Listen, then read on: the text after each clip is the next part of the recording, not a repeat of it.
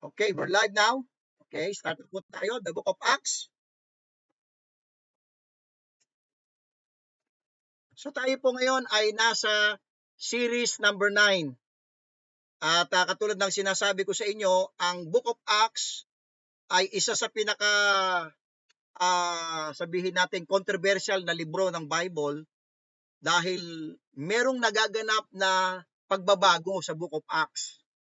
At hindi nyo ba alam na ang Book of Acts ito yung pinaka dito nagpupugad ang lahat ng mga kulto. Dito naka-foundation ang kanilang mga paniniwala. Like for example po, yung pong at medyo mahaba-haba na rin yung pag-delay po natin. So ngayon, talakay po natin itong signs, wonders, and miracles. Dahil dito po marami pong mga Pentecostal ang nagkamali po dito eh. Ulitin ko po, no, kapag hindi po natin nakita po, mga kapatid, yung transitional nature ng Book of Acts, doon po magkakaroon ng problema. At isa sa pinaka-the best illustration na naibigay ko po sa inyo, kung ano yung Book of Acts, siya po ay parang isang bridge. Nagsisilbing connector lang siya sa dalawang magkahiwalay na lugar. So nandiyan ka lang sa bridge, ang gagawin mo lang sa bridge, dadaan ka lang. Hindi ka diyan magi-stay, hindi ka matutulog sa tulay. Ang tulay po, ang purpose niya po ay i-connect ka sa dalawang magkahiwalay na lugar. No po? So kaya ang Book of Acts ay historical book po or transitional in nature po ang Book of Acts po, mga minamahal. Now, tatalakayin natin dito yung signs, wonders, and miracles po. Tinignan ko po sa Book of Acts yung salitang wonders. 9 times po na ito po ay nag-appear po sa libro ng mga gawa. Okay? Yung word na wonders, 9 times. Yung word na signs, 8 times po nag-appear po sa Book of Acts. And then yung salitang miracles, ay tinignan ko po sa Book of Acts, 6 times po nag-appear po sa Book of Acts. Yung tongues, yung lingwahe, okay? Meron pong naganap na speaking tongues sa Book of Acts. Yung word na tongues, ito po ay nag-appear po sa Book of Acts ng 5 times. So yan po, no? Wonders, 9 times. The word signs ay 8 times. Yung miracles, 6 times. At yung tongues ay 5 times. Mahalaga po na makita natin yung bagay po na to. Now, tingnan po natin po itong bagay po na to. So during Christ's earthly ministry, nais kong pansinin po natin po itong bagay po na to. Basahin po natin ang ating mga Bible. Buksan po natin ang ating mga Bible, mga kapatid. Ano po? Buksan po natin ang ating mga Bible. Inihiling ko po no, na since tayo po ay nandito sa ating Bible school, so mahalaga po na kayo po ay may bukas na Biblia po.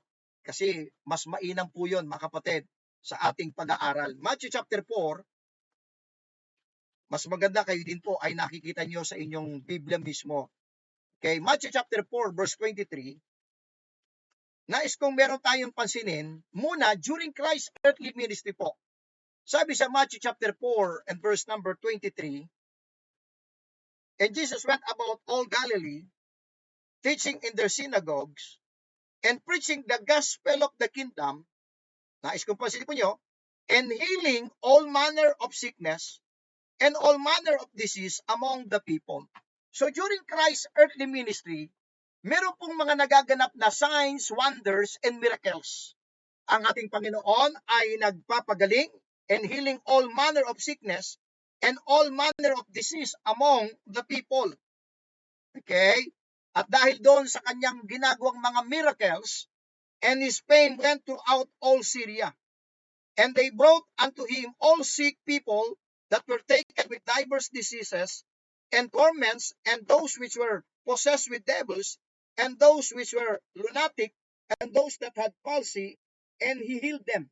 So, makikita natin talaga, ito po isang katotohanan na during Christ's earthly ministry, ay gumagawa po siya ng mga miracles. Dagdagan po natin sa Matthew chapter 9 verse 35. Matthew chapter 9 verse 35.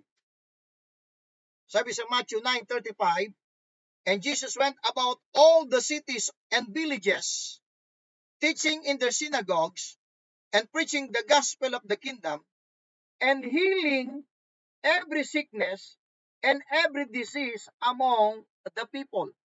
So maliwanag po talaga na during Christ's earthly ministry po, ang ating Panginoon ay gumagawa ng mga miracles, nagpapagaling po ng iba't ibang karamdaman. How about the apostles? Yung mga apostol po ng ating Panginoon, Matthew chapter 10. Muli po, samahan niyo po kung buksan ang ating mga Bible po sa Matthew chapter 10. At babasa po tayo ng medyo mahababang verses. Mas maganda po, basahin po natin po ito. Ano po? Sabi sa Matthew 10 verse 1, and when he had called unto him his 12 disciples, he gave them power. So, hindi lamang po ang ating Panginoon ang nag-perform ng mga miracles, ng signs and wonders, kundi yung kanyang 12 alagad ay binigyan niya ng kapangyarihan eh. Ang sabi diyan, and when he had called unto him his 12 disciples, he gave them power against unclean spirits to cast them out and to heal all manner of sickness and all manner of disease. Now, the names of the 12 sa verse 2, inisa-isa po hanggang verse 3, hanggang verse 4, verse 5, for the sake of time, verse 5 po. These 12 Jesus sent forth. So talagang bago po sila kinumisyon ng ating Panginoon, ay binigyan po sila ng Panginoon ng kapangyarihan. Kapangyarihan na magpagaling, magpaalis ng mga napoposes ng masamang espiritu. At lahat ng anumang karamdaman ay binigyan ng Panginoon itong kanyang mga alagad na magpagaling po. Now, balik po tayo sa Matthew chapter 4. Nais ko pong mayroon po tayong pansinin po doon. Nung nagaganap po itong mga signs, wonders, and miracles, bakit po? Balik po tayo sa Matthew chapter 4 po. Nais kong balik tayo sa Matthew chapter 4, verse 23. Ano po? Sabi po diyan sa verse 23, and Jesus went about all Galilee, teaching in their synagogues, and preaching the gospel of the kingdom. So during Christ's earthly ministry po, mga minamahal, habang naipapangaral po yung ebanghelyo ng kaharian, meron pong kasamang signs, wonders, and miracles. Ulitin ko po ha. Nakasama po sa pagka nga ipapangaral po, yung ebanghelyo ng kaharian, the gospel of the kingdom. Obvious po na kasama po. Okay, basahin po natin ulit. Matthew chapter 4 verse 23. And Jesus went about all Galilee, and teaching in their synagogues, and preaching the gospel of the kingdom, and healing all manner of sickness, and all manner of disease among the people. So, Matthew chapter 4, verse 23, habang naipapangaral yung gospel of the kingdom, merong healing, merong signs, may wonders. Balikan po natin yung Matthew chapter 9. Ngayon naman ay dumako tayo sa Matthew chapter 9, verse 23. Basahin natin ulit po ito. Matthew chapter 9, verse 23 po tayo ulit. Okay? Verse 35. Verse 35 po. Okay? Babasahin ko na po. And Jesus went about all the cities and villages, teaching in their synagogues. I want you to note, Matthew 9:35 po. I'm reading Matthew 9:35. Teaching in their synagogues and preaching the gospel of the kingdom and healing. Pansinin po niyo. So, nakadugtong po, kasama po, kumbaga sa ating makabagong salita, kasama sa package po, na kapag ka po na ipapangaral po yung gospel of the kingdom, kasama po yung healing ministry, yung signs, wonders, and miracles. Sabi diyan, basahin ko po ulit. And Jesus went about all the cities and villages, teaching in their synagogues, and preaching the gospel of the kingdom, and healing every sickness and every disease among the people. So, obvious po ang Bible na kapag naipapangaral po yung gospel of the kingdom, nakapaloob po roon ang miracles, signs, and wonders. How about yung mga apostol po ng ating Panginoon? Yes, tingnan po nyo. Matthew chapter 10. Muli po ay balik tayo sa Matthew 10. Basahin natin muli yung Matthew chapter 10 sa verse 1. And when he had called unto him his 12 disciples, he gave them power against unclean spirits to cast them out and to heal all manner of sickness and all manner of disease. Binigyan sila ng Panginoon ng kapangyarihan katulad niya na nagpapagaling. Yung 12 alagad. Verse 5. Ito po, makinig po kayo, verse 5. These 12 Jesus sent forth and commanded them saying, Go not into the way of the Gentiles. Mahalaga po yun, yung verse 5. Go not into the way of the Gentiles, and into any city of the Samaritans enter ye not, but go rather to the lost sheep of the house of Israel. So hindi po sila pupunta sa mga hintil, pupunta lamang sila to the lost sheep of the house of Israel. At ano yung ipapangaral nila? Verse 7. And as ye go, preach saying, the kingdom of heaven is at hand.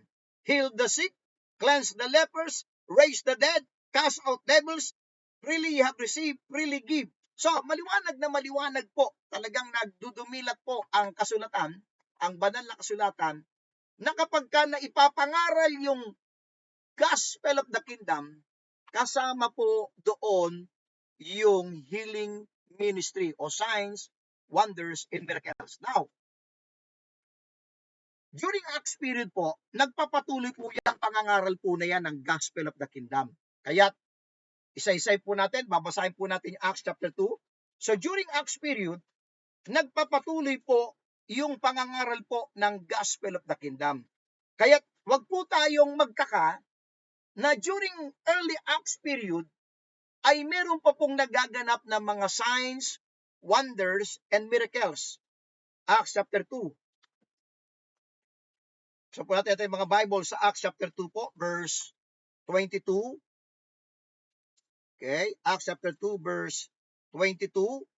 Ye men of Israel, hear these words, Jesus of Nazareth, a man approved of God among you by miracles and wonders and signs, which God did by him in the midst of you, as ye yourselves also know. So kaya, ando doon pa rin, nagpapatuloy pa rin po itong signs and wonders and miracles. Okay? Basa pa po tayo, Acts chapter 2, verse 43. Acts chapter 2, verse 43 po. Okay? And fear came upon every soul, and many wonders and signs were done by the apostles. Bakit meron pa rin po during early Acts period ay meron pa rin mga signs, wonders, and miracles? Kasi nagpapatuloy po yung preaching of the gospel of the kingdom. Kaya makikita natin, Acts chapter 5, verse number 12, nagpapatuloy pa rin po yung healing ministry po. Acts chapter 5, verse number 12 po. Muli po, samahan niyo po kung buksan sa Acts 5:12. And by the hands of the apostles were many signs and wonders wrought among all the people, and they were all with one accord in Solomon's porch. So makikita natin, Acts 5:12, Acts 2:22, Acts 2:43, Acts chapter 14. Tingnan po natin, hanggang Acts chapter 14 mababasa po natin sa Bible na nagpapatuloy yung healing ministry po, yung signs, wonders, and miracles. Acts chapter 14 and verse number 3. Okay? I hope na nandiyan po kayo. Acts 14:3. Long time therefore abode they speaking boldly in the Lord, which gave testimony unto the word of his grace, and granted signs and wonders to be done by their hands.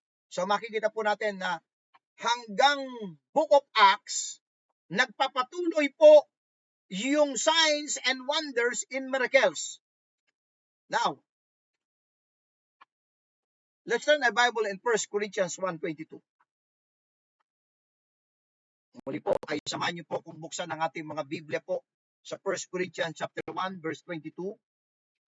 At nais kong tandaan po niyo itong verse na to, para nang sa ganon, pag meron po kayo na-encounter po ng mga Pentecostal na yung Book of Acts po, yan po ang pinakapugad nila eh. Nandyan po, paborito po yan ng mga Pentecostal, okay, movement. Okay? At ipapakita natin dito na kung hindi nila inignore nila yung transitional nature ng Book of Acts, kaya po sila nagkakamali ng kanilang mga pagtuturo. 1 Corinthians 1:22. For the Jews require a sign. Mahalaga po yan. And the Greek seek after wisdom. So ang mga Hudyo po, nagre-require po sila ng sign. Sabi po ng Bible. Okay, mahalaga po yung bagay po na yon. Bakit po kaya? Kasi po, ang Israel po, nag-start po sila sa signs eh. Kaya wag po tayo magtaka na kapag ka ang Hudyo ang kaharap mo, during nung panahon ng Acts period, hindi po sila maniniwala, later mapakita ko po sa inyo, hanggat hindi ka muna gagawa ng mga signs, wonders, and miracles. Bakit po ang mga Hudyo ay nagre-require ng sign? Kasi po, Israel began with signs. Tingnan po natin sa Romans chapter 4, verse number 11, ang ating pong mga Bible. Romans chapter 4 and verse number 11. Okay? And he received, talking to Abraham and he received the sign of circumcision, a seal of the righteousness of the faith which he had yet being uncircumcised, that he might be the father of all them that believe, though they be not circumcised, that the righteousness might be imputed unto them also. Now, makikita natin, babalik tayo kay Abraham, nag-start ng Panginoon ng signs. How about kay Moses? Exodus chapter 4. Exodus. Punta po tayo sa Old Testament ngayon. Basa po tayo ng mga ilang mga reference po dyan na nakalagay po dyan sa screen na nakikita po natin. Ito, Exodus chapter 4, verse number 8. I hope na sinasamahan niyo po kung kayo din dyan ay binubuksan niyo ang inyong mga Biblia po, no? Exodus chapter 4, verse number 8. Okay, sabi sa verse 8. And it shall come to pass, if they will not believe thee, neither hearken to the voice of the first sign, that they will believe the voice of the latter sign. So makikita natin from the very start, during nasa Egypt pa lang ang Israel, si Moses ay gumawa na ng mga palatandaan ng mga signs, ng miracles po. Okay, verse 9, tinan po niyo verse 9. And it shall come to pass, if they will not believe also these two signs, thou shalt take up the water of the river and pour it upon the dry land, and the water which thou takest out of the river shall become blood upon dry land. Nakikita natin yung 10 salot. Yan po ay 10 signs na ibinigay ng Panginoon kay Moses. Verse 17. Verse 17. Verse 17 po tayo. And thou shalt take this rod in thine hand, wherewith thou shalt do signs. Verse 23. Brother. And I say unto thee, let my son go, that he may serve me, and if thou refuse to let him go, behold, I will slay thy son, even thy firstborn. Pambira. Verse 28, tinan po natin. And Moses told Aaron all the words of the Lord would send him, and all the signs which he had commanded him. So makikita natin mga kapatid, obvious na obvious po dito sa mga reference po sa Bible na bakit ang mga Hudyo po ay nagre-require ng sign. Babalik po tayo sa panahon ni Abraham, babalik po tayo sa panahon ni Moses. Nag-start po sila sa pamamagitan ng mga signs and wonders and miracles. Nasa land of Egypt pa lang sila. Nasaksihan na nila itong mga signs and wonders na to na ginagawa ng Panginoon in the hand of Moses. That's why, yun po yung kalagayan ng mga Hudyo. Okay? Sa bagay po na yan. Deuteronomy chapter 4, verse 22. Ganda, basa pa po tayo ng talata po. Deuteronomy chapter 4, verse 22.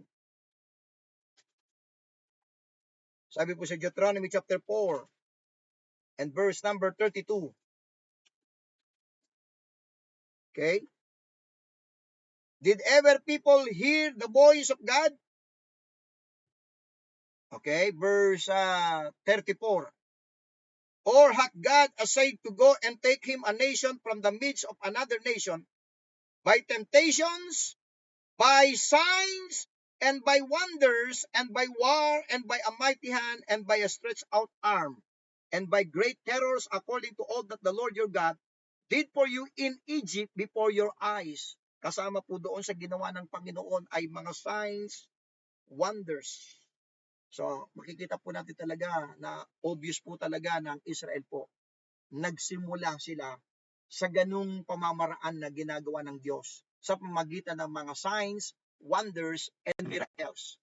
So, hindi lamang nagsimula po ang Hudyo sa pamamagitan ng mga signs and wonder, nabuhay po sila sa ganung pamamaraan. Live by signs.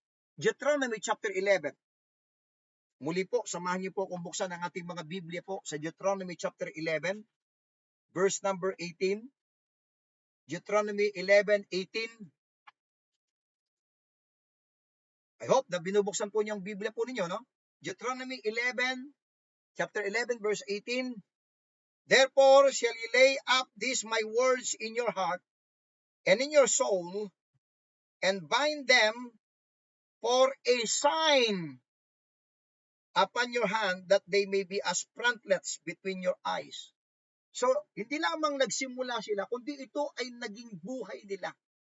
Yung mga signs and wonders. Joshua chapter 4, verse number 8. Joshua chapter 4, verse number 8. Okay? Joshua chapter 4, verse number 8. And the children of Israel did so as Joshua commanded, and took up 12 stones out of the midst of Jordan, as the Lord spake unto Joshua, according to the number of the tribes of the children of Israel, and carried them over with them unto the place where they lodged, and laid them down there. So makikita natin sa Joshua chapter 4, verse number 8, na gumawa ang Panginoon ng mga bagay ito. Verse 9, and Joshua set up 12 stones in the midst of Jordan, in that place where the feet of the priests which bear the ark of the covenant, which they are there unto this day. Okay? So makikita po natin ito pong bagay po na to. Okay? Na talagang ang Israel po, meron po lagi naging part na ng buhay nila yung mga signs. 1 Samuel chapter 10. 1 Samuel chapter 10.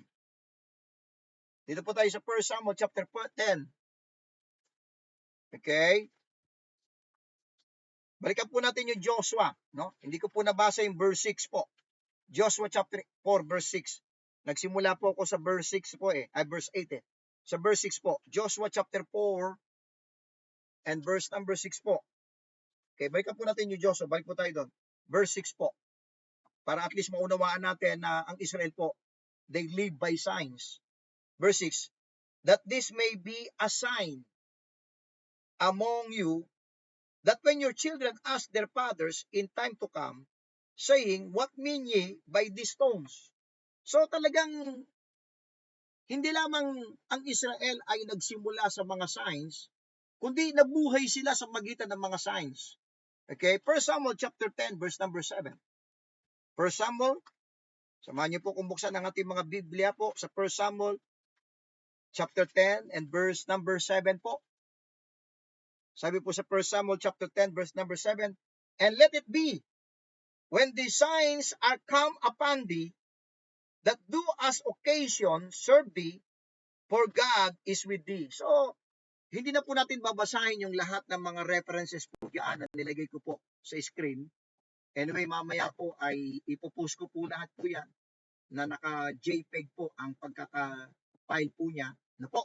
So, bakit nagre-require ang mga Hudyo ng sign? Kasi una, Israel began with signs and Israel lived by signs. Okay? And then, kaya po, during Christ's earthly ministry, ang mga Israel po demanded signs from Christ. Matthew chapter 12. Tinan po nyo. Kaya nung si Kristo po ay naparito sa nagkatawang tao po siya at pumunta po siya sa lupain ng mga Israelita. Ang mga Israel po ay nagdidemand, nag-a-ask po ng sign sa kanya. Matthew chapter 12. verse 38. Matthew chapter 12, verse 38. Sabi po sa Matthew 12:38, then certain of the scribes and of the Pharisees answered him, saying, Master, sabi nito mga Pariseo at mga scribes kay Kristo, Master, we would see a sign from thee. Hindi po sila maniniwala hanggat hindi po nila nakikita yung mga signs, mga palatandaan. Bakit po? Kasi nagsimula sila sa mga signs eh. Nabuhay sila sa magitan ng mga signs and wonders. Kaya during Christ's earthly ministry, dinidiman po nila ang ating Panginoon na magpakita ng mga signs, wonders, and miracles. Chapter 24, verse 3 ng Matthew. Matthew chapter 24. Sabi po sa Matthew chapter 24, verse number 3, and as he sat upon the Mount of Olives, the disciples came unto him privately, saying, Tell us, when shall these things be, and what shall be the sign of thy coming and of the end of the world? So kaya, itong mga lagad ng Panginoon, na mga Hudyo at yung mga Israel, sila po ay nagre-require ng signs po. Pero merong warning po ang Panginoon eh. Meron pong God's warning. Deuteronomy chapter 13. Muli po, balik po tayo sa Old Testament. Deuteronomy po tayo. Chapter 13. Bagamat nagsimula ang Israel ng signs at nagpakita ang Panginoon ng mga signs, wonders, and miracles in the land of Egypt, hanggang sa paglabas nila, marami silang mga nakitang mga wonders na ginawa ang Panginoon, mga himala, mga signs, at yun na po ay they live by signs, naging araw-araw na, naging kasama na ng kanilang buhay ang mga signs and wonders and miracles. Kaya during Christ's earthly ministry, nung siyang nagpapakilala na siya yung Son of God, nagdidiman po sila ng mga signs kay Kristo. Pero may warning po ang Panginoon sa Israel po. Deuteronomy chapter 13. Deuteronomy chapter 13, verse 1.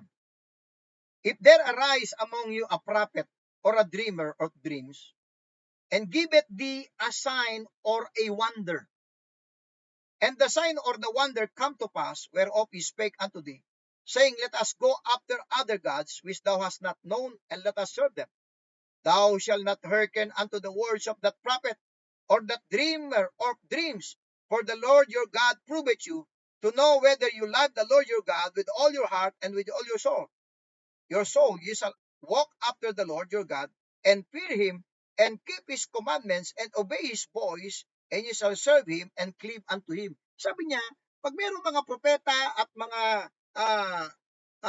tagapagturo na magpapakita ng mga signs and wonders, pero ito ay makapagpapalayo sa inyo, sa pagmamahal ninyo, sa paglilingkod ninyo, ay layuan siya. So may warning ang Panginoon sa kanila pagdating sa signs and wonders. Even though nagre-require sila ng mga signs and wonders sa isang katulad sa ating Panginoon, pero may warning po ang Panginoon. Now, ang mga apostle po, meron pong signs sa pan-apostle po. Maging ang mga apostoles ng ating Panginoon. 2 Corinthians chapter 12. Binigyan din po ng Panginoon ang ating Panginoong Kristo ang kanyang mga apostoles ng mga signs and wonders. Bakit po? 2 Corinthians chapter 12 and verse number 12.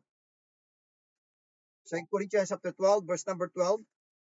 Sabi po sa 2 Corinthians 12:12, truly, the signs of an apostles were wrought among you, the signs of an apostles were wrought among you in all patience, in signs and wonders and mighty deeds. Maging yung mga apostoles po ng ating Panginoon ay binigyan niya ng kapangyarihan para yun po ang maging tanda nila na sila talaga ay apostoles ng ating Panginoon. Okay? Now, dito po sa Acts chapter 2 verse 22, meron pong sinabi si Peter po sa nation Israel. Sabi niya po sa verse 22, Ye men of Israel, hear these words, Jesus of Nazareth, a man approved of God among you by miracles and wonders and signs which God did by Him. So ang ating Panginoon, okay, sabi ni Pedro sa mga Israel, ay itong si Kristo po ay gumawa ng mga miracles, wonders, and signs which God did by Him in the midst of you, as you yourselves also know. Alam nila yan eh. Okay, bago na pa ako si Kristo, marami siyang ginawang mga signs, wonders, and miracles. Okay? At mahalaga po natin makita po itong bagay po na to. Now, who was Jesus of Nazareth? Kasi sinabi niya dito, Jesus of Nazareth. Sabi diyan, ang sagot po, he was a man approved of God. Ye men of Israel, hear these words, Jesus of Nazareth, a man approved of God. So itong Jesus of Nazareth na to na ipinapakilala niya, he was a man approved of God. To whom? Para kanino? Para sa Israel. Ye men of Israel, hear these words, Jesus of Nazareth, a man approved of God by you, among you by miracles and wonders. So, he was a man approved of God, itong Jesus of Nazareth. Para kanino? Para sa Israel. Where? In the midst of you. Ye men of Israel, hear these words, Jesus of Nazareth, a man approved of God among you by miracles and wonders and signs which God did by Him in the midst of you. Saan niya ginawa ito? In the midst of you, sa nation Israel. How? Paano ginawa ng Panginoon? Paano siyang naging approved ng Diyos sa nation Israel? By signs, wonders, and miracles. Kaya sabi niya, ye men of Israel, hear these words. Jesus of Nazareth, a man approved of God among you, sa gitna ninyo, by miracles and wonders and signs which God did by Him in the midst of you, as ye yourselves also know. Who was Jesus of Nazareth? He was a man approved of God. To whom? Sa nation Israel. Where? Saan niya ginawa yun? Sa gitna nila, sa lugar ng Israel. How? Sa magitan ng signs, wonders, and miracles. So the healing ministry of Christ, makinig po kay Miguel, yung healing ministry po ni Kristo was unique to prove He was the promised Messiah. Yung ginagawa po ng ating Panginoon, ito po yung problema po ng mga Pentecostal. Yung ginawa po ng Panginoon na healing ministry, hindi para gayahin natin. Nakatulad ng ginagawa ng mga Jesus Miracle Crusade. Hindi po ganon. Yung healing ministry po ni Kristo, okay, may reason para patunayan ni Jesus sa kanila na He was the promised Messiah. Basa po tayo ng mga talata. John chapter 5 verse 36. Ang problema ng mga Pentecostal, ginaya nila eh. Hindi po naggumawa ng mga miracle po ang Panginoon para gayahin. Ni naman. May reason po eh. Bakit gumawa ang Panginoon ng mga miracles? Okay? John chapter 5 verse 36. John chapter 5 verse 36. Sabi po sa John chapter 5 verse 36, but I have greater witness than that of John. For the works which the Father hath given me to finish, the same works that I do bear witness of me, that the Father hath sent me. Pinapatunayan ni Kristo na siya'y sugo ng Panginoon. At ang mga Israel po, katulad ng ating, babalikan po natin, okay? Balikan po natin po yung ating pong PowerPoint po, para makita po natin. Dahil ang Israel po ay, for the Jews require a sign, ang Israel po began with signs, and they live by signs. So therefore, nung nagpapakilala si Kristo na siya po yung promised Messiah, gumawa po siya ng mga miracles, okay, para ipatunayan niya na siya'y sinugo ng Panginoon. John chapter 10 verse 25. Dagdagan pa po natin. John chapter 10 verse 25. Sabi po sa John chapter 10 verse 25, Jesus answered them, I told you, and ye believe not. the works that I do, yung mga ginagawa niya during Christ's earthly ministry, during his earthly ministry, the works that I do in my Father's name, they bear witness of me. Liwanag eh. Verse 37. Verse 37. If I do not the works of my Father, believe me not. Verse 38. But if I do, though ye believe not me, believe the works, that ye may know and believe that the Father is in me and I in Him. Kung hindi kayo naniniwala sa akin, sa paniwalaan nyo yung ginagawa ko. Bakit? Anong ginagawa niya? Marami siyang ginawang mga signs, wonders, and miracles. Okay? Matthew chapter 11 po. Matthew chapter 11. Dito po sa Matthew chapter 11, may babasahin po tayo dito, verse 2 to 5, na kung saan ay si John po, John the Baptist po ay nakakulong na po rito. Okay? Matthew chapter 11 po tayo, verse 2. Now when John had heard in the prison, okay? Now when John had heard in the prison the work of Christ, he sent two of his disciples. So si John the Baptist po ay nakakulong po rito. So nung narinig na po niya ang mga ginagawa ng ating Panginoon, nagpadala po siya ng kanyang dalawang alagad. And said unto him, yung dalawang alagad na sinugo po ni John the Baptist, art thou he that should come, or do we look for another?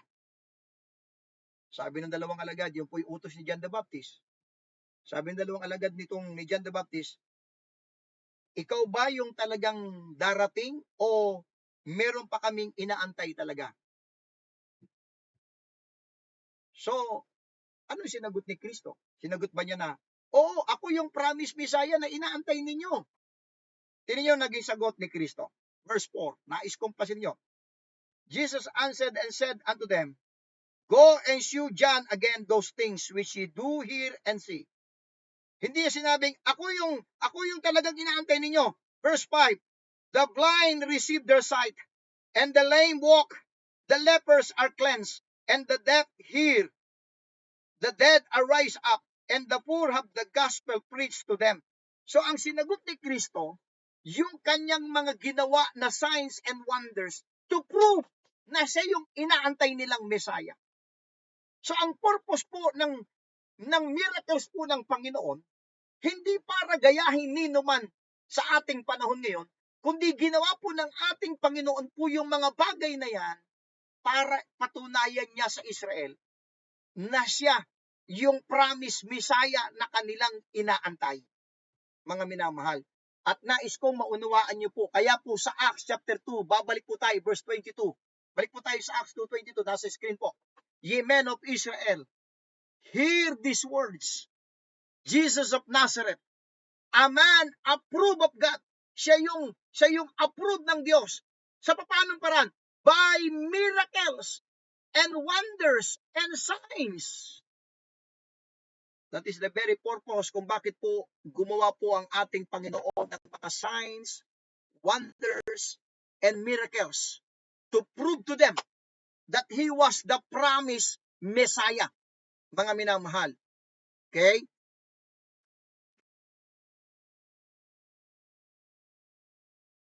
Now, tingnan po natin po ito. So sa Matthew sa Exodus chapter 4 verse number 8, during the time of Moses, punta po tayo sa Exodus chapter 4 verse number 8. Exodus chapter 4 verse number 8, na sa magitan po ni Moses, dito po nagsimula po yung mga signs and wonders. Okay? Exodus chapter 4 verse number 8.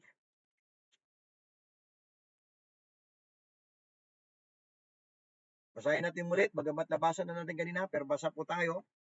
And it shall come to pass, if they will not believe thee, neither hearken to the voice of the first sign, that they will believe the voice of the latter sign. So ang Israel po, through their leader, Moses, ay gumawa po siya ng mga signs and wonders.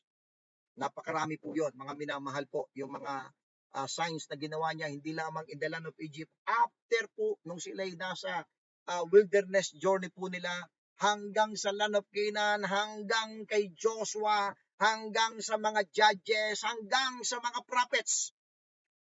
Ang Israel po ay, sila po ay nabuhay sa pamamagitan ng mga signs and wonders. Kaya sabi sa 1 Corinthians 1:22, for the Jews require a sign. Huwag po tayong magtaka, bakit po nagre-require po sila ng signs? Because from the very start na sumibol ang nation Israel, nagsimula po sila sa pamagitan ng mga signs, wonders, and miracles. Now, yung kanyang si Jesus Christ nung dumating, gumawa po siya ng mga miracles. Okay, basahin natin muli po, Matthew chapter 4. Balik po tayo muli. Basahin natin muli po yung Matthew chapter 4, verse 23 to 24. Matthew chapter 4, verse 23 and 24. Maganda po, inuulit-ulit po natin nababasa po ito. Huwag po tayo mapagod. Na po? Kasi para nakikita po natin ang magandang maliwanag na maliwanag po. Matthew chapter 4, verse 23. And Jesus went about all the Galilee, teaching in their synagogues, and preaching the gospel of the kingdom, and healing all manner of sickness and all manner of disease among the people. And his fame went throughout all Syria. And they brought unto him all sick people that were taken with divers diseases and torments, and those which were possessed with devils, and those which are lunatic, and those that have the palsy, and he healed them. So makikita po natin, si Jesus Christ, during his earthly ministry, gumawa po siya ng mga miracles po. Mga minamahal po. Okay? Because the Jews require a sign. Okay? Yung mga apostles, sa Mark chapter 16, tingnan po natin. Let's go to Mark chapter 16. Mark chapter 16. Okay? I hope na buksan po natin ating mga Bible sa Mark chapter 16, verse 17. And these signs shall follow them that believe. Ito, paborito to ng mga Jesus Miracle Crusade.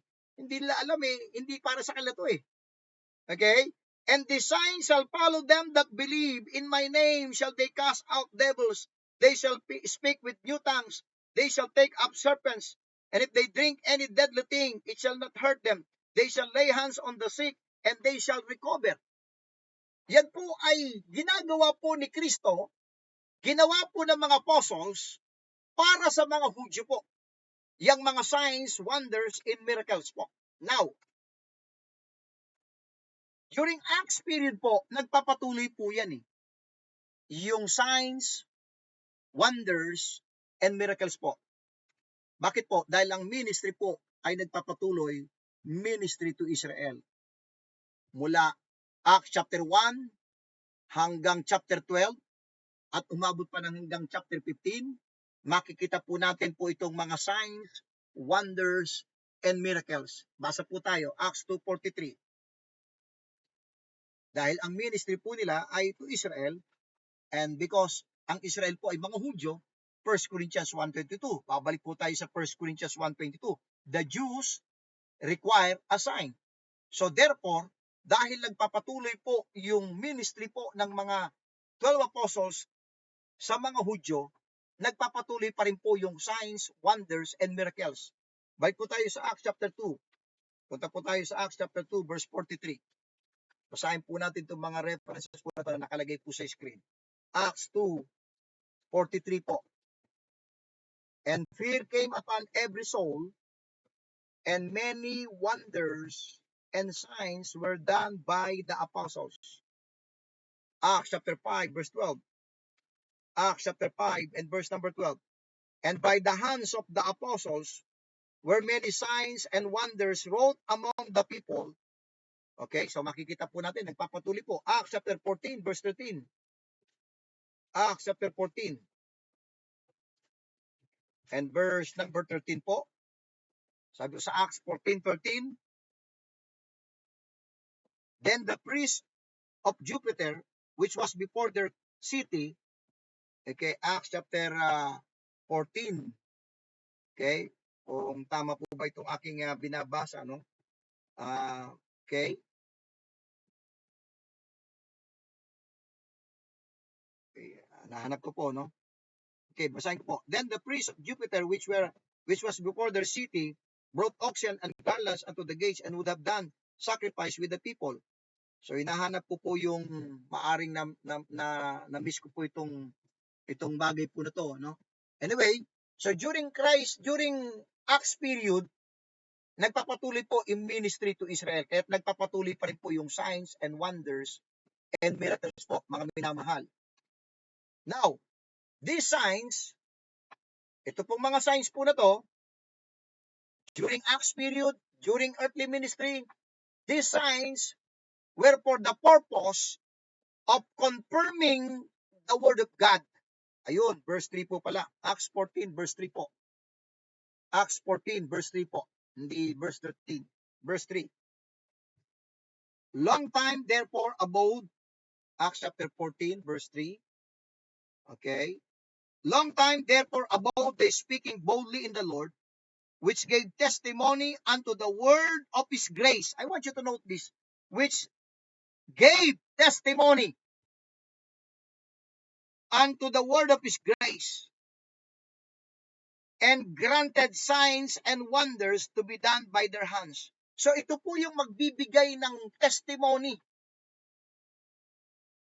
Nung hindi pa tapos po yung book of the Bible, yung complete ng Bible po, ay ito po yung magko-confirm yung ginagawa po nilang mga signs and wonders na yung kanilang mensahe na galing sa Panginoon, ito po ay nagpapatotoo sa kanilang mga signs and wonders. Hebrews chapter 2. Hebrews chapter 2, verse 2, 3, and 4. Hebrews chapter 2, verse 3 and 4. How shall we escape if we neglect so great salvation, which at the first began to be spoken by the Lord? I want you to note this.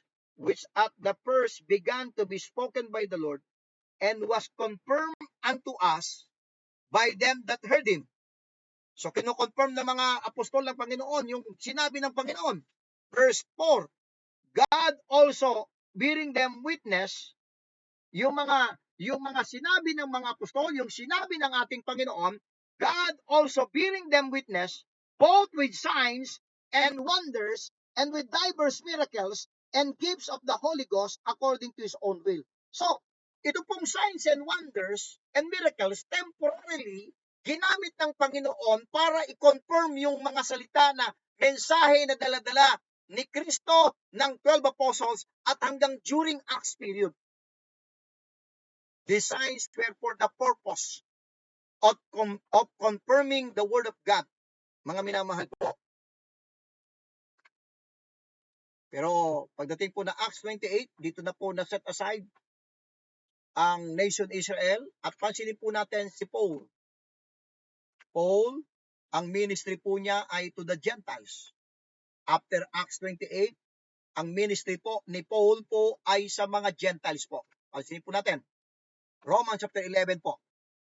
Patunayan mo natin, ilay mo natin yung foundation na si Apostle Paul, ang kanyang ministry po ay sa mga hintil. Romans 11. Romans chapter 11 po ang ating po mga Bible. Romans chapter 11 verse number 13. Romans 11:13. For I speak to you Gentiles, inasmuch as I am the apostle of the Gentiles, I magnified mine office. Chapter 15 ng Romans. Chapter 15 verse 16. Basa pa po tayo ng mga talata po. Chapter 15 verse 16. That I should be the minister of Jesus Christ to the Gentiles. Okay? Ministering to the gospel of God, that the offering up of the Gentiles might be acceptable, being sanctified by the Holy Ghost. So, obvious po, Ephesians 3:8 at 2 Timothy 1:11 So, ang ministry po ni Apostle Paul ay sa mga hintil. Now, nais kong pansinin po ninyo ito pong bagay po na to. Meron pa bang mga signs and wonders nung ang ministry na po ni Apostle Pablo po pagkatapos po ng Acts period po? Nagpapatuloy pa rin ba itong mga signs and wonders and miracles? Yung mga pagpapagaling naganap sa Book of Acts? At after Acts 28, ito na po yung panahon na po ng the dispensation. Ito na po yung full revelation ng the dispensation of the grace of God. Ito po yung panahon natin. Nagpapatuloy pa rin ba itong mga signs, wonders, and miracles? Tingnan po natin. Okay?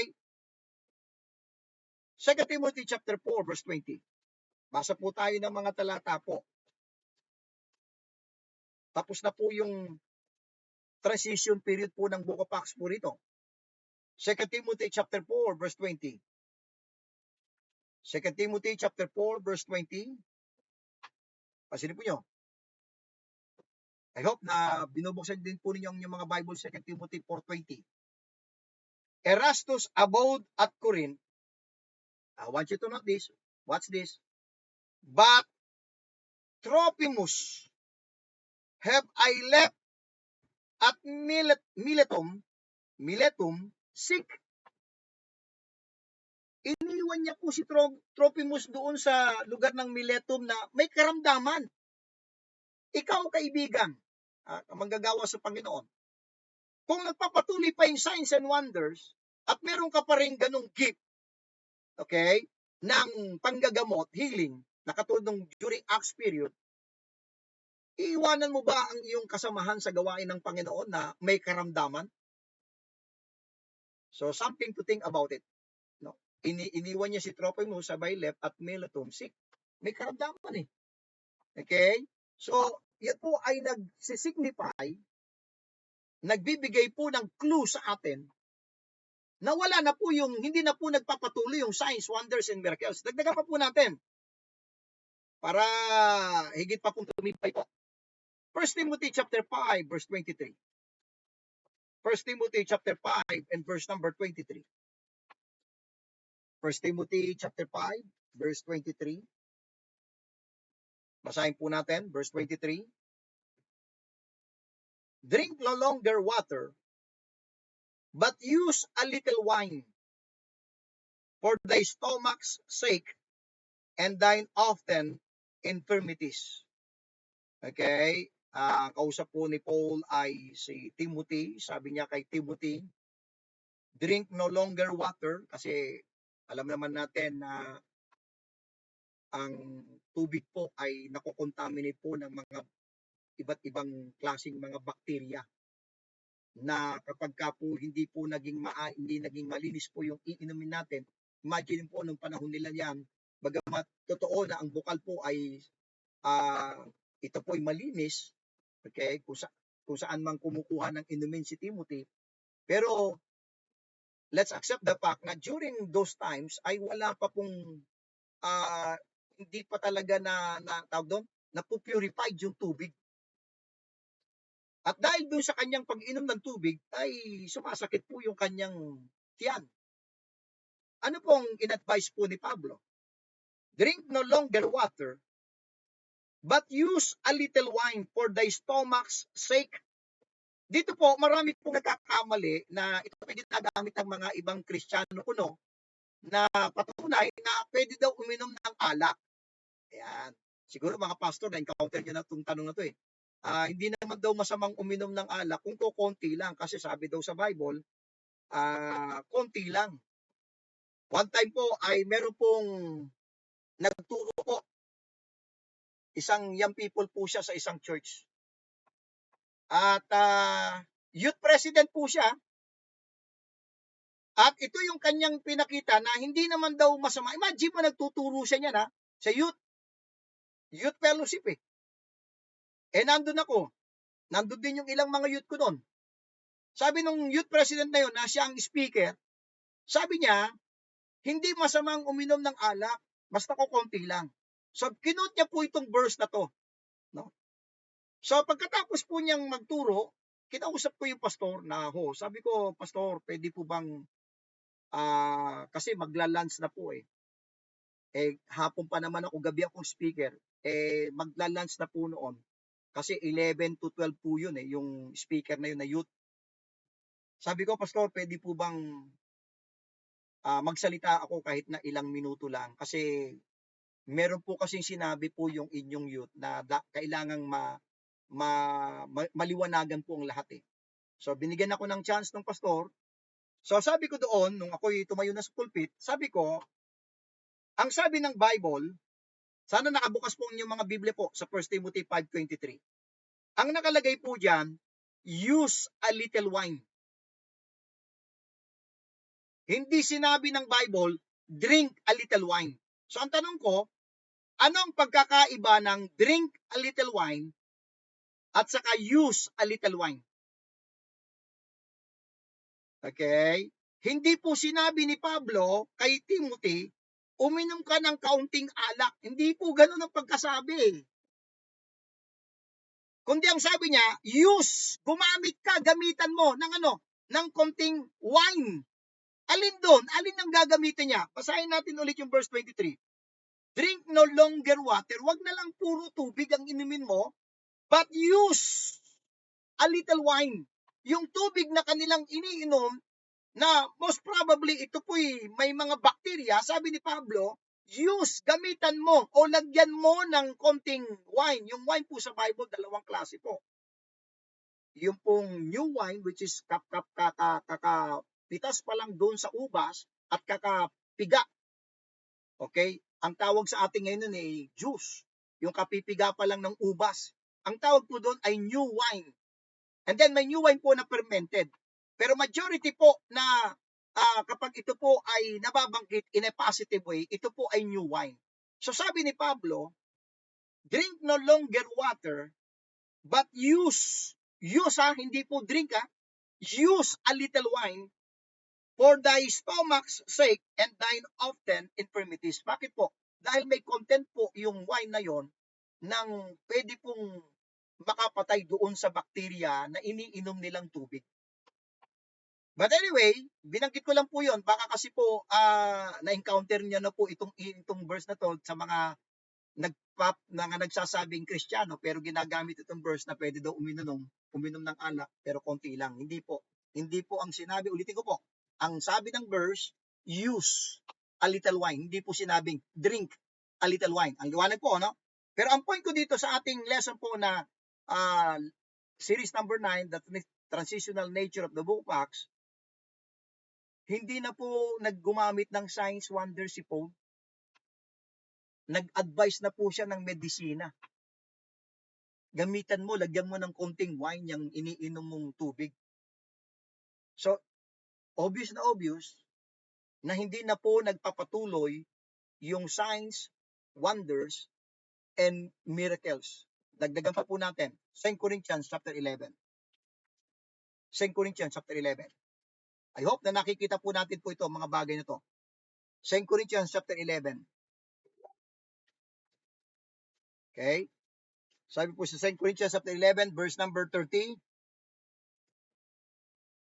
Says in verse number 30, if I must needs glory, I will glory of the things which concern mine infirmities. So si Apostol Pablo po, meron po siyang karamdaman. Sabi po ng Bible, ano ba ito? 2 Corinthians chapter 12, verse 7 to 10. Unless I should be exalted, binabasa ko po yung 2 Corinthians 12, verse 7, unless I should be exalted above measure, through the abundance of the revelations, there was given to me a thorn in the flesh, the messenger of Satan to buffet me, lest I should be exalted above measure.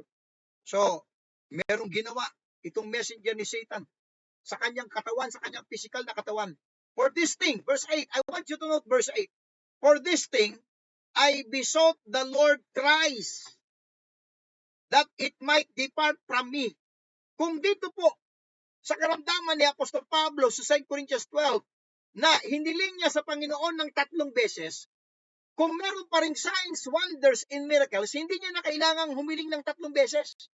Agad-agad gagaling siya. Pero sagot ng Panginoon, verse 9, and He said unto me, my grace is sufficient for thee. Hindi inalis yung kanyang infirmities, pero ang sagot ng Panginoon, He said unto me, my grace is sufficient for thee, for my strength is made perfect in weakness. Most gladly, ito po, therefore, will I rather glory in my infirmities, that the power of Christ may rest upon me. So, maliwanag na maliwanag po, mga minamahal, na yung signs, wonders, and miracles ay kasama na pong nag-cease dahil ang ministry po ni Pablo po ay sa mga hintil. Dahil ang mga hintil po, hindi po sila nagsisik ng signs.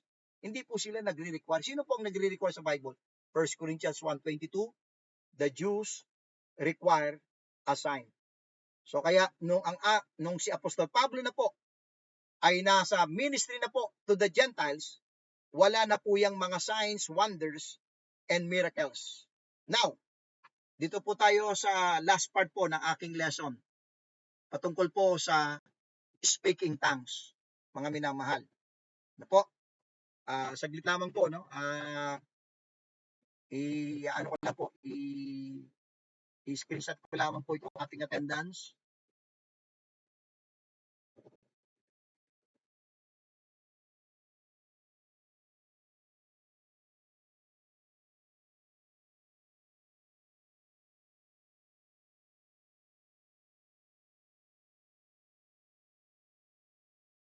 Okay, so para po at least ay mano po natin. So tayo po ay nasa 22 ngayon, mga minamahal. So magpatuloy po tayo dito po sa speaking tongues. Sa Acts chapter 2 po muna tayo dahil ito po yung unang-unang pagkakataon, experience, patungkol po sa tinatawag nating speaking tongues. So aralin po natin po ito, Acts chapter 2. Aralin po natin po yung Acts chapter 2 dahil dito po unang-unang nagkaroon ng kaganapan patungkol sa speak in tongues. So mahalaga po na tingnan po natin. So itong Acts chapter 2 po, ibigay ko muna po yung background. Ito po ay Feast of Pentecost. Merong 7 feast ang Israel at isa po diyan yung Feast of Pentecost. So yung 7 feast of the Lord ng Israel po ay doon sa 7 na yon, 3 po roon na piyesta nila ay required po ang mga Hudyo na sa Jerusalem nila ito sa celebrate. Okay, ulitin ko po. 7 po ang kanilang piyesta po, no? Na sa Exodus po 'yon. Meron pong 7 feast of the Lord. Okay, the feast of Passover, the feast of Pentecost, okay, at and so on. So out of 7 po, 3 po doon sa piyesta po na 'yon ay hindi pwede nilang i-celebrate sa kanilang bahay o kung saan man silang dako. Kundi out of 7 po, 3 po doon na piyesta po, required po ang mga Hudyo na pumunta sa Jerusalem para doon po nila i-celebrate po itong piyesta na to o feast na to. At isa po doon, ito pong Feast of Pentecost. So kaya ang Acts chapter 2, ito po yung Feast of Pentecost. Kaya wag po tayong magtaka na marami pong mga Hudyo po na galing po sa iba't ibang bansa kung saan sila ay ipinanganak pero sila po ay full-blooded Jews. Dahil sila po ay Hudyo, pupunta po sila sa Jerusalem para i-celebrate po itong Feast of Pentecost. I hope na naipaliwanag ko po yung background po. Now, ano po yung salita po ng mga alagad po ng Panginoon dito sa Acts chapter 2? Okay? Verse 7. Acts chapter 2, verse 7. Nais kong ipakita sa inyo po ito. Dahil dito po, ito po yung ginagaya ng mga Pentecostal eh. Itong Acts chapter 2 eh. Tingnan nga natin kung kaya nilang gayahin to. Acts chapter 2, verse 7. And they were all amazed and marveled, saying one to another, Behold, Are not all these which speak Galileans? So yung lingwahe na ginamit po ni Apostol Pablo, ni Apostol Pedro po at ng kanyang mga kasamahan, ang kanilang lingwahe po ay Galileans.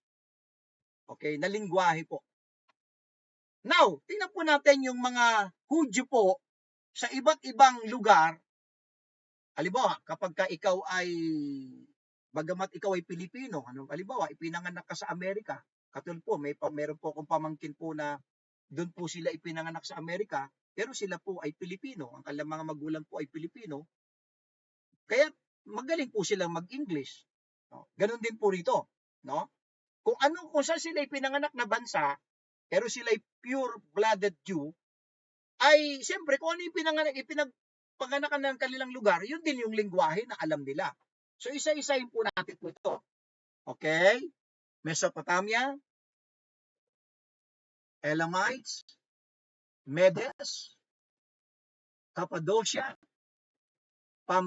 Pamphylia, yan po yan, no? verse 9, no? Parthians, Medes, ayan po, nasa verse 9 po, Acts 2:9 po.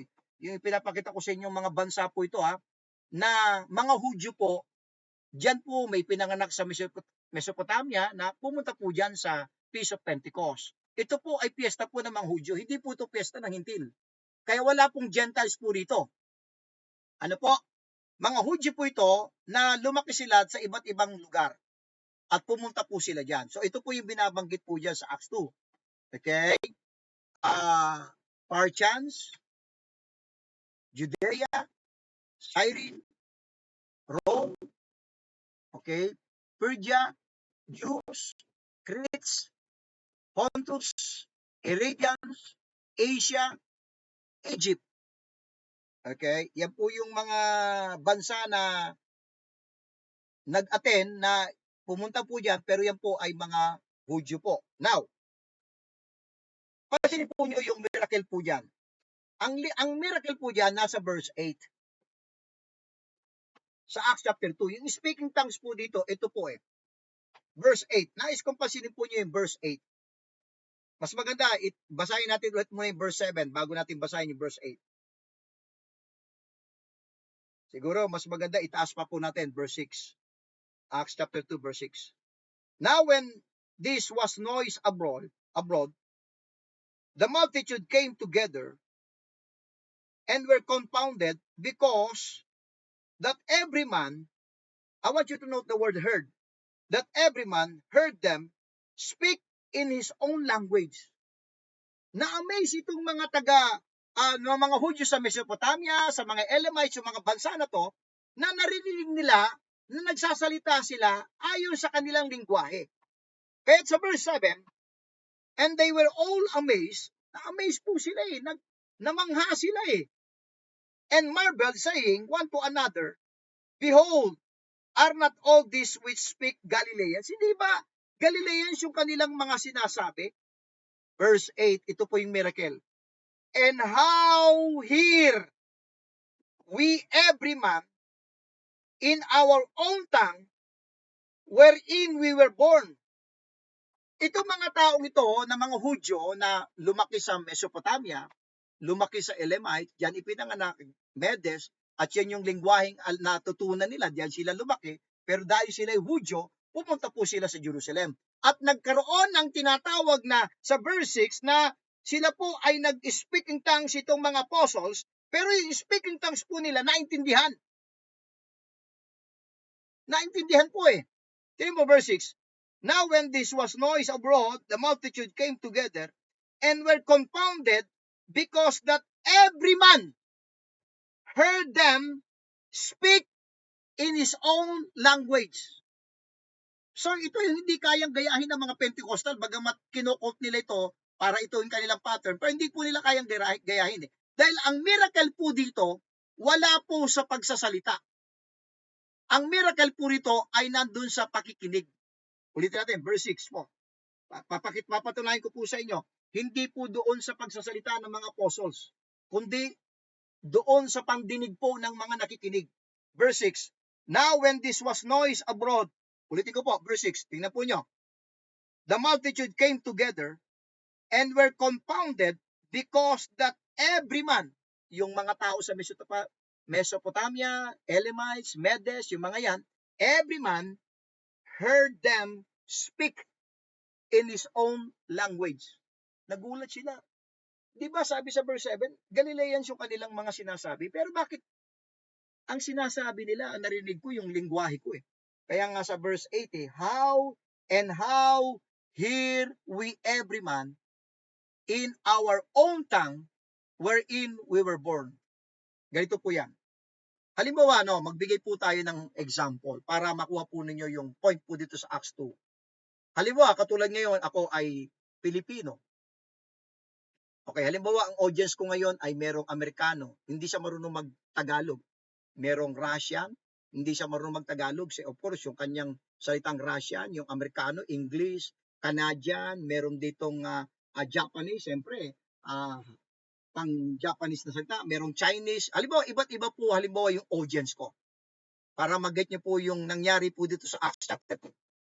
Nagsasalita ako ng Tagalog. Habang ako ay nagsasalita ng Tagalog, yung audience ko na Amerikano, ang dumarating sa kanya sa English. Yun namang Hapones, yung Japanese, habang nagsasalita ako ng Tagalog, ang dating sa kanya, naintindihan niya dahil ang dating sa kanya, yung sinasabi ko, lingwahe niya. Yung Chinese, ganun din, dumarating sa kanyang pandinig, Chinese words, hindi po Tagalog. Bagamat ako po ay nagsasalita ng Tagalog, pero yung iba't ibang bansa na mga audience po, kung ano yung lingwaheng natutunan niya at alam niya, dumarating sa kanyang pandinig na yun. Ganun na ganun, kung ano yung lingwahe niya.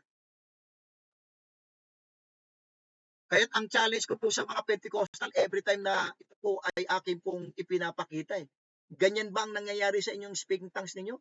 Kahit nga siya nga na nakikinig, siya nga na nagsasalita, hindi niya naintindihan Dito po naintindihan ng mga tao. At ang miracle po rito, kaya sinabi ko sa inyo, ang miracle hindi po yung mga sinasabi ng mga apostles. Ang miracle po rito, habang sinasabi ng mga apostles yung salita ng Panginoon, dumarating sa kanyang pandinig ayon sa lingwahe na kanyang alam. Yan po yung nangyari po dito sa Acts chapter 2. At ito po yung one time lang na nangyari po sa Bible. Dito po sa Acts chapter 2. At hindi po ito nangyari para gayahin. Yan po nakakalungkot Hindi po yan nangyari po para gayahin na ginagawa ng mga Pentecostal. Na kahit anong gawin nila, hindi nila kayang gawin. Hindi nila kayang gayahin Bakit? Biro mo, ilang bansa yan? 1, 2, 3, 4, 5, 6, 7, 8, 9, 10, 11, 12, 13, 14, 15, 16, 17 countries na mga Hudyo na iba't ibang bansa ang kanilang kinalakihan, kanilang lingwahe na alam, and yet nung nagsalita yung mga apostles, dumarating sa kanyang pandinig, sabi sa verse 8, and how hear, yan po yung keyword po dyan and how hear we every man in our own tongue wherein we were born. Paano natin narinig? Di ba Galilea yan sinasabi nito mga to? Pero bakit ang pandinig ko? Kung ano yung bansa na aking pinaglakihan, yun yung lingwahe na dumarating sa akin. So ibig sabihin, habang nagsasalita ang mga apostol ng Galileans, kino-convert ng Panginoon, tinatransfer ng Panginoon doon sa mga audience ayon sa kanyang lingwaheng alam. Yun po yung miracle dito. Ano po? Na wala po sa pagsasalita, kundi sa pakikinig. Okay? Ang miracle dito, pagdating sa kanyang pandinig, kung ano yung lingwaheng alam po niya. I hope na naging clear po sa atin kung ano yung naganap dito sa Acts chapter 2. Now, alam po natin yung Jewish ministry po, signs. Okay? 1 Corinthians 1:22, for the Jews require a sign. And to the ministry to the Jews, i-recap lang natin. Si Jesus Christ po ay nakita po natin po na siya po ay para sa mga Hudyo. Ang 12 apostles po para sa ministry po ng mga lost sheep of the house of Israel. Matthew, Mark, Luke, and John ay primarily po, ang kanilang focus po ay sa mga Hudyo. Kaya makikita natin sa 4 Gospels yung mga miracles, yung mga ginawang wonders ng ating Panginoon. Okay, meron pong healing. The ministry of the apostles to the Jews during Acts period ay nagpapatuloy. Okay, makikita natin sa Acts chapter 2, Jews and Gentiles. Sa Acts chapter 10, may naganap po doon na signs and wonders, pero may mga Hudyo pa rin po. Hindi pwedeng mangyari po yung signs and wonders nang wala pong Hudyo. Bagamat may naganap na speaking tongues sa Acts 10, Gentiles, pero nandun po yung mga circumcision. Okay? And then Jews and Gentiles, Acts 19, healing and cleansing, speaking tongues. And then sa Acts 28, doon po nagtapos po yung ministry po ng Panginoon sa mga Hudyo. Okay? Now, sa mga Corinthians, may problema po ang problem po ang Book of Corinthians. Bakit? Ito po yung pinapakita po ng mga Pentecostal eh. By the way po, ang Book of Corinthians po ay naisulat po during Acts period po. During nagaganap yung healing ministry, yung signs and wonders during Acts period. Kaya ang Corinthian po ay mababasa natin itong speaking tongues eh. Actually, speaking in unknown tongues, na ito yung ipinapakita ng mga Pentecostal. 1 Corinthians chapter 14. Okay? At diyan po natin makikita po ito pong speaking tongues na ito po yung kanilang ano. Pero may problem po ang Corinthian eh. Ano yung mga problem po sa Corinthian church? Carnal church? Di nagkakaroon ng division? Isa po ni Pablo po yan eh. Okay? Nagdedemandahan sila. Merong incest. Okay? Merong nagaganap na incest, ibig sabihin relationship sa magkadugo, magkamag-anak, no? Sa 1 Corinthians 5. And then meron nagaganap na not discerning the Lord's Supper. Ito po yung mga problem na in-address po ni Paul sa Book of Corinthians eh. Woman speak in tongues. Isa sa mga problems po yan eh. Okay? No literal coming of Christ. And then yung 1 Corinthians 12:28-30 po. Yan po yung mga problem po na diniscuss po ni Paul, Apostle Pablo sa Book of Corinthians. Now, meron pong rules eh. Okay? 1 Corinthians chapter 14 po. Basa po tayo. Buksan po natin ang ating mga Bible po. 1 Corinthians chapter 14 and verse number 34. Sabi ng verse 34, biblical tongues were bound by apostolic direction, no woman speaking. Sabi sa verse 34, let your women keep silence in the churches, for it is not permitted unto them to speak, but they are commanded to be under obedience, as also saith the law. And then, verse 27, kung meron mang naganap dito sa panahon sa church ng Corinto na speaking tongues, meron pong mga binanggit si Pablo na nais kong pansinin po natin. Una, hindi pwede ang babae. Let the woman keep silence. Sa mga Pentecostal, ang bira, mga babae ang mga nag-i-speaking tongues eh. Sila yung mga nagtutumbahan eh, madalas eh. Okay? And then, verse 27, tinan po ninyo, verse 27, 1 Corinthians 14, verse 27. Are you there? Buksan po ninyo. If any man speak in an unknown tongue, merong rule si Pablo. Kasi nagaganap dito sa Corinthian church eh. Sabi niya, let it be by 2 or by the most by 3. And that by course, nais kong guhitan nyo sa tang by course. And let one interpret. Ano ibig sabihin nun? Una, papansin natin, merong maximum lang na pwedeng gumawa nito. Sabi niya, sa Corinthian po naganap lang ito ha. Sabi niya, let it be by 2 or the most. Ibig sabihin, maximum, by 3. Hanggang 3 lang. And by course. Ibig sabihin ng by course, hindi po sabay-sabay. Hali-halili. Halimbawa, merong magsasalita yung isa. And then, merong mag-i-interpret doon sa sinabi niya. And then, magsasalita na naman yung pangalawang person. May mag-i-interpret doon. Pangatlong person. Ganun po yon. Hindi po sabay-sabay At nagaganap sa mga Pentecostal churches, walang nag-i-interpret. Sabi ni Pablo, if any man speak in an unknown tongue, let it be by 2 or by at the most by 3. So merong maximum lang. And that by course, let one interpret. Verse 28.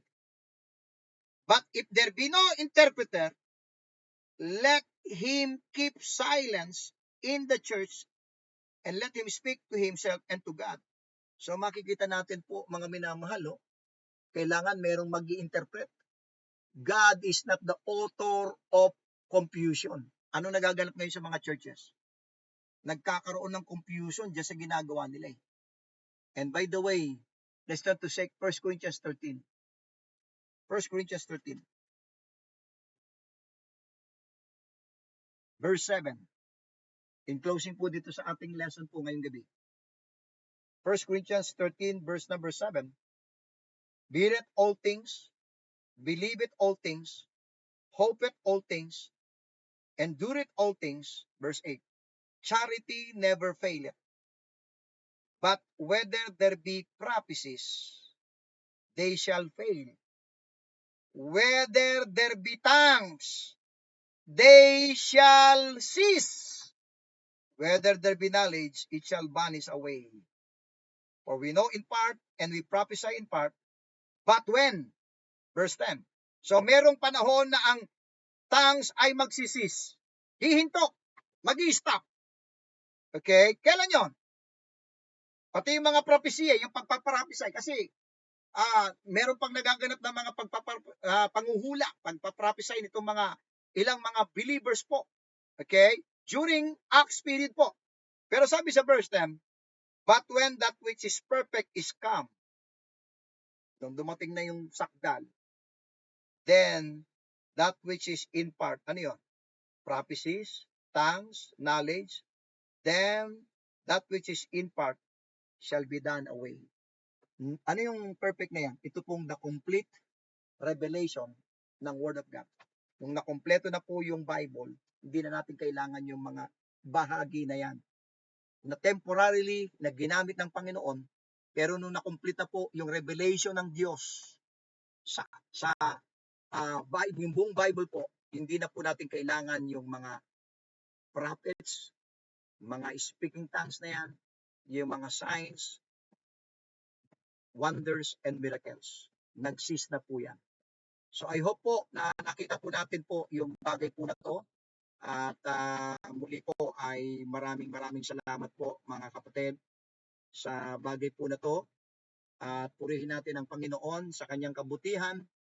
At mamaya po, pagkatapos po nitong ating pong session po, ay ipopost ko po itong ating lesson po para at least po ay makuha po ninyo.